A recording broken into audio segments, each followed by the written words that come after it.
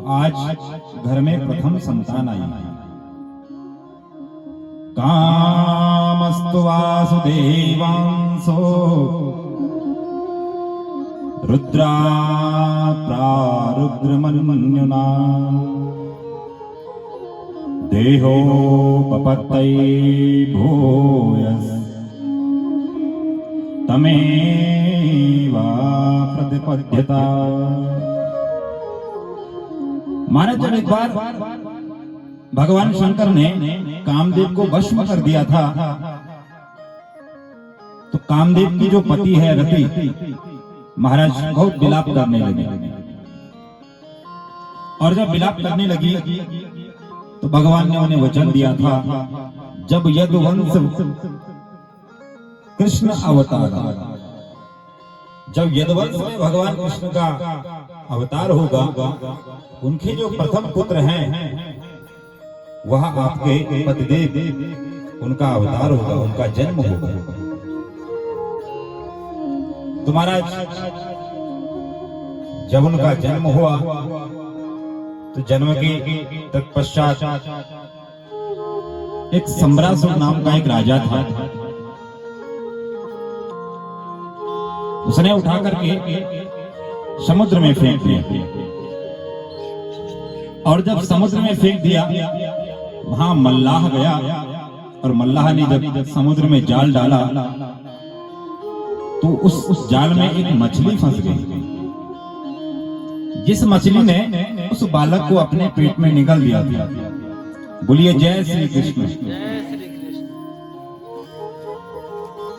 और महाराज जब उस मछली को पकड़ करके मल्लाह घर लेकर के आया, और जैसे ही उसने उसके शरीर को विदीर्ण किया तो महाराज देखा उन्होंने उसके अंदर एक छोटा सा नन्हा सा शिशु है।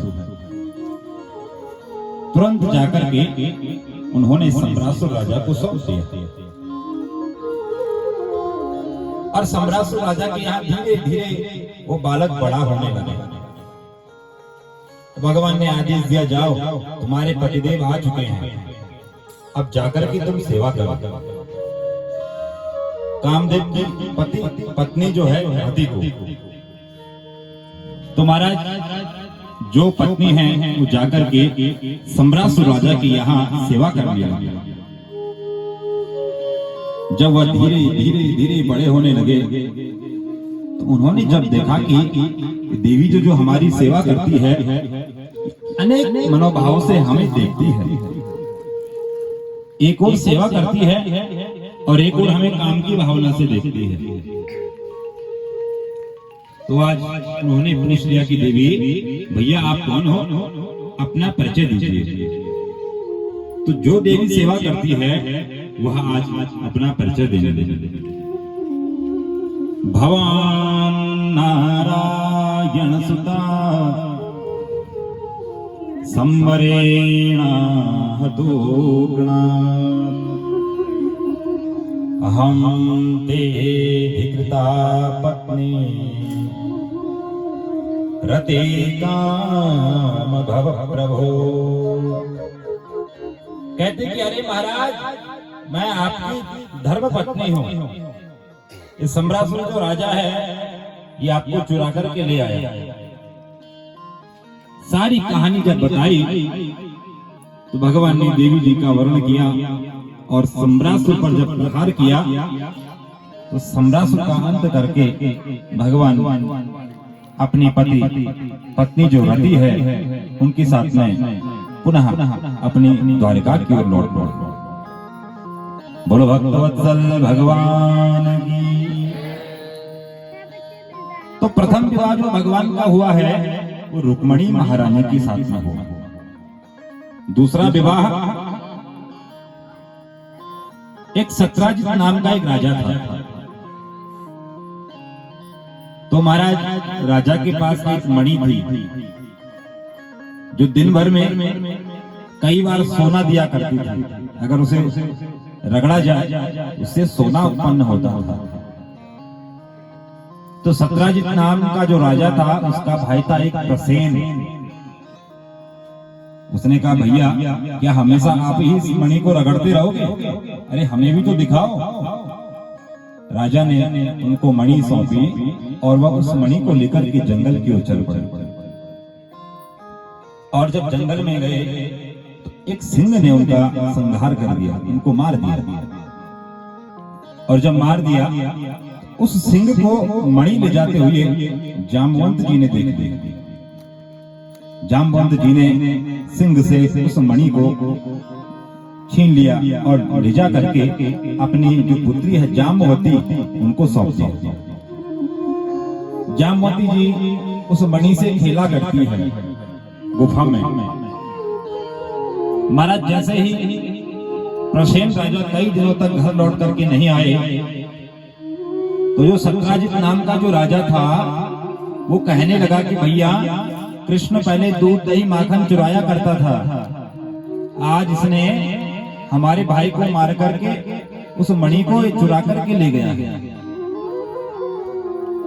भगवान कहते हैं कि भैया दूध दही की चोरी तो ठीक है, लेकिन आज यह कलंक का टीका लग रहा है, ये ठीक नहीं है। तो कलंक का जो टीका होता है महाराज जो काजल से भी काला होता है, एक बार अगर लग गया तो फिर मिटने वाला नहीं। तो महाराज भगवान ने सोच लिया जब तक मणि को खोज करके न लाऊं मैं वापस नहीं लौटूंगा। भगवान चल बढ़े। चलते चलते भगवान ने एक स्थान में देखा तो राजा प्रसेन वहां पड़े हुए हैं। आगे चले एक गुफा में घुस गए। गुफा में घुस करके देखा तो जामवंती जी उस मणि से खेल रही है। जो राजा जामवंत जी हैं उनके पास गए, कहा कि महाराज हमें मणि दीजिए। मणि न दी। कई दिनों तक आपस में युद्ध चला। जामवंत जी महाराज पहचान गए साक्षात प्रभु हैं। तो कहा महाराज मैंने इस मणि को अपने बेटी को दे दिया है और बेटी को जो वस्तु दे दी जाए उस दान को वापस नहीं लेना चाहिए। क्या किया जाए? कहा महाराज आप बेटी के सहित इस मणि को लेकर के चले जाइए। उन्होंने अपनी बेटी को दे दिया। तो इस प्रकार भगवान का दूसरा विवाह हुआ जामवंती जी के साथ।